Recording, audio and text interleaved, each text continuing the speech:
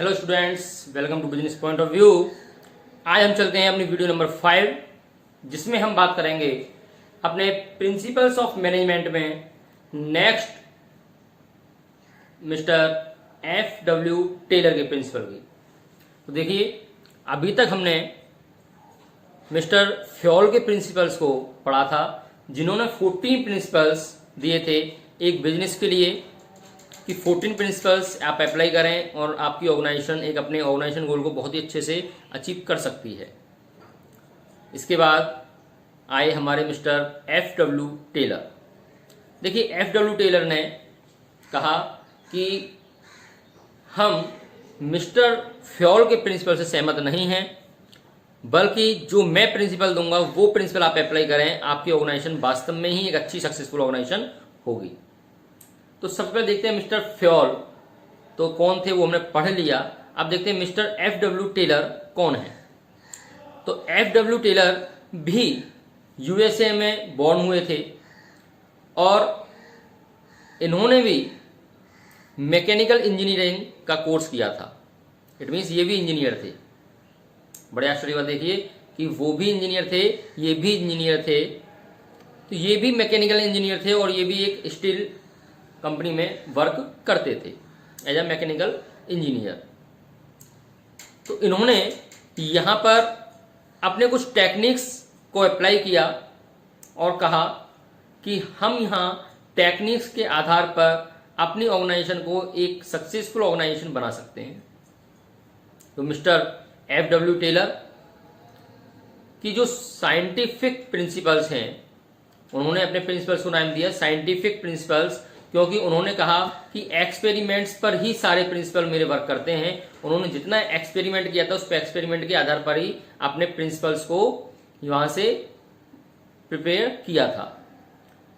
तो यहां पर हम देखेंगे मिस्टर F.W. टेलर ने अपने कौन से साइंटिफिक प्रिंसिपल्स दिए हैं।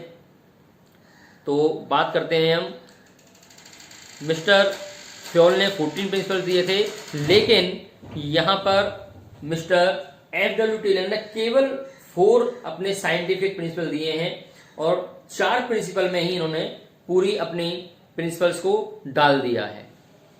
तो मिस्टर F.W. टेलर भी कम नहीं थे। इन्होंने कौन कौन से वो 4 प्रिंसिपल दिए हैं बिजनेस के लिए जो वास्तव में ही कारगर हैं। तो आइए देखते हैं मिस्टर F.W. टेलर के ये 4 प्रिंसिपल हमारे क्या कहते हैं, क्या हैं ये 4 प्रिंसिपल। तो देखिए, F.W. टेलर के द्वारा साइंटिफिक प्रिंसिपल्स आपको दिए गए हैं। इनमें पहला प्रिंसिपल है science not rule of thumb. पहला scientific principle, science not rule of thumb. तो देखिए, ये मिस्टर F.W. टेलर कहते हैं कि management principles as a science है, ना कि अंगूठा है। इट मीन्स ऐसा नहीं है कि जो मैंने कह दिया वही होगा, बल्कि वो कार्य एक साइंटिफिक प्रिंसिपल के आधार पर किया जाना चाहिए। इट मीन्स यहां पर थंब से बोलते हैं कि यहां मेरा अंगूठा चलेगा, ये ऐसा नहीं है, बल्कि जो मैंने कह दिया वो चलेगा, चाहे वो गलत हो या सही हो। मैं कह रहा हूं ऐसा होगा, इट इज नॉट फेयर। तो मिस्टर F.W. टेलर यहां पर कहते हैं कि जो मैं कह रहा हूं वो सही नहीं है, बल्कि जो अकॉर्डिंग टू प्रिंसिपल्स राइट है उस सिचुएशन पर आप वर्क करेंगे। यानी कि यहां पर किसी का अंगूठा नहीं चलेगा, किसी की मर्जी नहीं थोपी जाएगी, किसी की मर्जी नहीं चलेगी, बल्कि जो वास्तविक में साइंस के अकॉर्डिंग प्रिंसिपल्स है, जो वास्तव में प्रिंसिपल्स कह रहा है उस प्रिंसिपल के अकॉर्डिंग वर्क किया जाएगा। यानी कि जो वास्तव में कंसेप्ट पर आधारित है उस कंसेप्ट के अकॉर्डिंग वर्क किया जाएगा, ना कि किसी व्यक्ति की यहां पर स्पेशल बात मानी जाएगी, चाहे वो टॉप लेवल का हो या वो लोअर लेवल का हो। तो उन्होंने कहा है कि जो मैनेजमेंट प्रिंसिपल होते हैं वो साइंस है, ना कि रूल ऑफ थंब। ये कोई अंगूठे का नियम नहीं है, बल्कि एक साइंस का नियम है। इसलिए हम उन सभी रूल्स को, सभी प्रिंसिपल्स को फॉलो करें, ये यहां पर कह रहे हैं। तो समझ में आ गया होगा, science not rule of thumb, यानी कि आप कंसेप्ट के आधार पर काम करें, अपने अंगूठे की ना चलाएं, किसी व्यक्ति की स्पेशल ना चलाएं, अपने मन की ना करें, बल्कि उस कार्य को उस कंसेप्ट के अकॉर्डिंग करें जो प्रिंसिपल हमारा कह रहा है। Okay, now second scientific principle क्या कहता है मिस्टर F.W. टेलर का, वो देखेंगे हम। Harmony not Discord, harmony not Discord, it means male मिलाप से रहें, लड़े झगड़े नहीं। Harmony not Discord means male मिलाप से रहें, लड़े झगड़े नहीं, डिस्प्यूट्स ना हो आपस में। Mister F.W. टेलर ने कहा कि अगर लड़ाई झगड़ा होगा तो आपस में मनमुटाव भी होंगे और इस कंडीशन से आपकी फर्म या आपकी ऑर्गेनाइजेशन का जो वर्क होगा रियल में वो वर्क नहीं निकल पाएगा, क्योंकि फिर सभी व्यक्ति एक दूसरे की टांग को खींचने में लगे हुए होंगे कि वो फेल हो जाए, वो फेल हो जाए, वो फेल हो जाए, सभी इस कंडीशन में रहेंगे। तो ये कह रहा है कि एक ऑर्गेनाइजेशन में ये कंपलसरी है, सभी को इस बात का ध्यान रखना चाहिए कि हार्मोनी हो, not Discord. It means male मिलाप होना चाहिए, सभी मिलकर के काम करें, सभी एक साथ काम करें, लड़ाई झगड़ा नहीं होना चाहिए, आपस में मतभेद नहीं होनी चाहिए, आपस में मनमुटाव नहीं होना चाहिए। अगर ये सिचुएशन होती है तो ऐसी कंडीशन में वो कहते हैं मिस्टर टेलर कि आपकी ऑर्गेनाइजेशन एक सक्सेसफुल ऑर्गेनाइजेशन नहीं बन पाएगी। जो वास्तव में आप ऑर्गेनाइजेशन गोल को अचीव करना चाह रहे हैं वो टाइमली अचीव नहीं हो पाएगा। इट मीन्स इसीलिए सबसे मस्ट है कि सभी मिलकर के काम करें, सभी एक साथ काम करें, आपस में किसी में भी लड़ाई झगड़ा ना हो। ओके, तो ये तो क्लियर हो भी गया होगा। नेक्स्ट प्रिंसिपल की बात करते हैं हम। थर्ड प्रिंसिपल है हमारे मिस्टर F.W. टेलर का, cooperation not individualism. Cooperation not individualism, it means ये प्रिंसिपल सेकंड वाले प्रिंसिपल का ही एक एक्सटेंशन है। ये प्रिंसिपल सेकंड वाले प्रिंसिपल का ही एक एक्सटेंशन है। कैसे एक्सटेंशन है? क्योंकि यहां पर मैंने बताया था आपको हार्मोनी और डिस्कॉर्ड में कि सभी मिलकर के काम करें, सभी एक साथ काम करें, किसी में लड़ाई झगड़ा ना हो। अब जो थर्ड प्रिंसिपल हमारा कहता है वो कहता है cooperation not individual. It means अकेले काम नहीं करें, सभी कॉपरेशन के साथ काम करें। एक तो होता है सभी मिलकर के काम करें, लड़ाई झगड़ा ना हो, यानी कि आपसी सहयोग से काम करें। एक होता है व्यक्तिगत रूप से काम ना करें, अकेले काम ना करें, सभी एक साथ काम करें। अकेले काम ना करें, कोई भी सिंगल व्यक्ति कार्य ना करे, बल्कि सभी एक साथ काम करें, कॉपरेशन के साथ काम करें।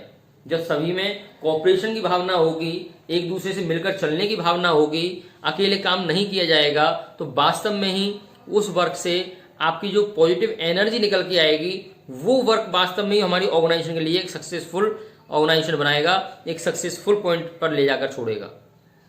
इट मीन सबसे बड़ी बात है कि यहां पर अकेले काम नहीं करना है, बल्कि मेल मिलाप के साथ काम करना है, एक कॉपरेशन की भावना बनाकर काम करना है, सभी को साथ लेकर के काम करना है। तो ध्यान रहे ये दोनों प्रिंसिपल में कई बार स्टूडेंट कंफ्यूज हो जाते हैं, तो आपको कंफ्यूज नहीं होना है। हार्मोनी नॉट डिस्कॉर्ड क्लियर कहता है कि आप लड़ाई झगड़ा ना करें, एक साथ रहें, मिलकर रहें।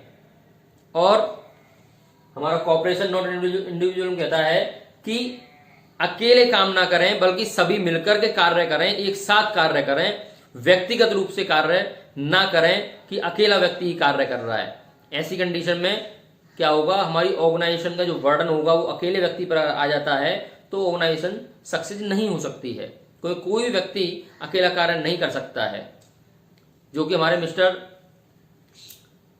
टेलर ने भी मिस्टर हमारे फ्योल ने भी बोला था एक प्रिंसिपल में अपने में, जिसमें मैंने आपको बताया था कि अकेला व्यक्ति कभी, अकेला चना कभी भाड़ नहीं भून सकता है। वही कंडीशन यहाँ पे होती है कि अकेला व्यक्ति कभी कार्य नहीं कर सकता है। वहां पर ग्रुप एक्टिविटी मैंने आपको बताई थी, तो यही कंडीशन यहाँ पर है कि ये भी यही की बात कह रहे हैं, कॉपरेशन नॉट इंडिविजुअल, यानी कि कॉपरेशन की भावना से काम करें, व्यक्तिगत रूप से कार्य ना करें, अकेला व्यक्ति कार्य ना करे, सभी मिलकर कार्य करें। ओके, तो दोनों प्रिंसिपल को मिलाकर भी कह सकते हैं कि लड़ाई झगड़ा ना हो, आपसी सहयोग से कार्य किया जाए, व्यक्ति के थ्रू अकेले काम ना किया जाए, सभी मिलकर के काम करें। ओके, एक कॉपरेशन की भावना से काम करें। तो ये आपका थर्ड प्रिंसिपल हो गए। फोर्थ प्रिंसिपल है हमारा development of each and every person to his or her greatest efficiency and prosperity. It means प्रत्येक पर्सन को आप डेवलप करें, जो भी आपकी ऑर्गेनाइजेशन के अंदर, जो भी आपकी फर्म के अंदर एम्प्लॉय या लेबर या सुपीरियर जितने भी वर्क कर रहे हैं, उन सभी को आप एक डेवलप करने की भावना से कार्य कराएं। इट मीन्स अगर व्यक्ति को एक ही कार्य को डेली दे दिया जाए तो वो भी बोर हो जाएगा। ये आप सभी जानते हैं, अगर एक ही कार्य को डेली दे दिया जाए तो बोर हो जाएगा, उसे मजा नहीं आएगा काम करने में, कुछ न्यू नहीं लगेगा, कुछ नई एनर्जी निकल के नहीं आएगी। तो ऐसी कंडीशन में क्या होगा, जब वो बोर हो जाएगा तो उस कार्य को पूरे मन पूरी तल्लीनता के साथ नहीं कर पाएगा। यानी कि यहां पर मिस्टर F.W. टेलर कहते हैं कि आप अपने एम्प्लॉयज को पर डे एक नया टास्क दें, एक पॉजिटिव एनर्जी के बारे में बताएं। जब आप एक नया टास्क पर डे देंगे तो उसमें उसे इंटरेस्ट आएगा, उसे काम करने में मन लगेगा, उस चीज को थोपे नहीं उसके ऊपर, बल्कि उस कार्य को आप तरीके से करवाएं।